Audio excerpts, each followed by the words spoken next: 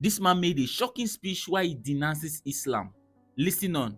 I was born and raised in Iran as a Shiite Muslim. Shiite Muslim. Shiite Muslim. And all my life I heard bad things about Israel and the Jews. And we were told that Islam is the best and the last. Muhammad was the most perfect person ever. Growing up, did you study the Quran and the Hadith? Yes, but mostly culturally. Like we would go and read in Arabic, for example. We didn't understand the meaning. They told us if you read in Arabic, you get more points to go to heaven. So I was trying to be a good Muslim, pray, go to mosque. And we were Shiite, so we used to go beat ourselves with chains on the streets, all to please Allah, hoping and wishing to go to heaven. When I was 16 years old, something happened to me that it changed my life. In fact, before that, I saw so many bad things on the streets. I saw people being executed publicly, hanging from a crane. I saw people being tortured, beaten. And they told us these are infidels, these are the enemies of Allah, these are Zionists or the spies for Israel. So when I was 16 years old, I was arrested and tortured by the regime in Iran. Why? I was going to a wedding and I was in the car of some relatives. They gave me a ride. My family was already there at the wedding and they had some alcohol. And based on Islamic law, you can't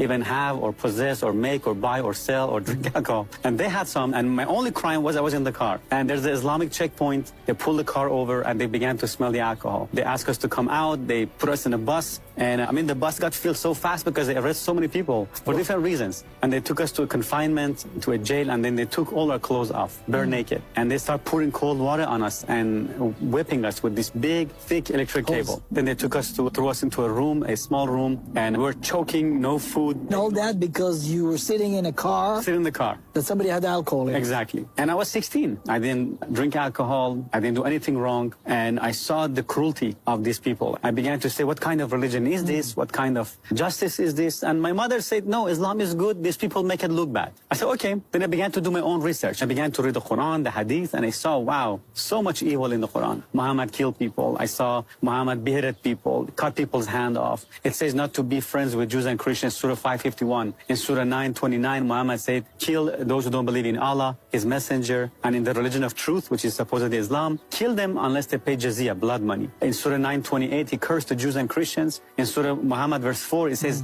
behead the infidels wherever you find them. So when I saw these things, I saw, wow, this could not be from God. So I lost my faith in Islam completely. So when I was 19 years old, for first time, I heard about Jesus, that Jesus is the Lord, and He died for me, and He rose from the dead. And I said, no, that's too good to be true.